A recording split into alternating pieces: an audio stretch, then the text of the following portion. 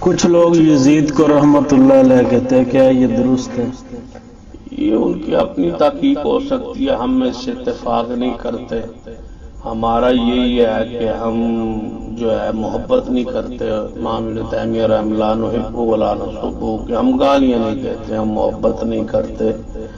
لیکن یہ ہے محبت کی پینگیں بھی ہم نہیں چڑھاتے۔ یہ فیصلہ قیامت والے دن اللہ تعالیٰ کے دربار میں ہوگا۔ آل رسول بڑی اونچی ہستی شخصیات ہیں، بڑے رحم دل ہیں، ان کے بارے میں کوئی ہم دنیا میں فیصلہ کرے ایسا تو نہیں ہو سکتا۔ قیامت والے دن حسین ابن علی دیکھنا حدیث میں آتا ہے، جب جس نے کسی کو تھپڑ مارا وہ قیامت والے دن اس سے پوچھے گا اور اللہ تعالیٰ اسے حساب لے گا، تو کسی نے گالیاں دی تو حساب لے گا،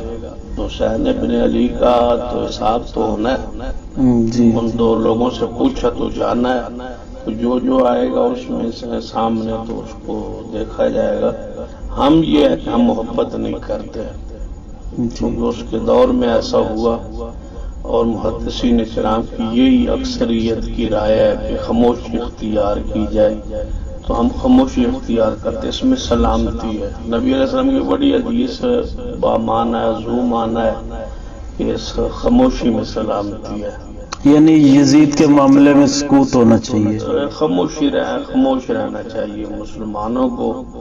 اس لیے کہ اس میں سلامتی ہے۔ آل رسول پر بہرحال یہ ہے کہ ظلم ہوا ہے، زیادتی ہوئی ہے، آل رسول سے محبت عقیدت کا اظہار ضروری ہے، لیکن معین کسی شخص کو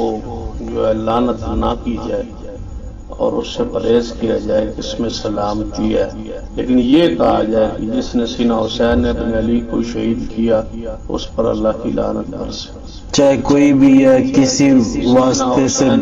اگر شامل ہے، پر جو راضی خوش ہوگا اس پر بھی اللہ کی لعنت۔ جس نے سینہ حسین ابن علی کو شہید کیا، یہ شہادت میں معاونت کی،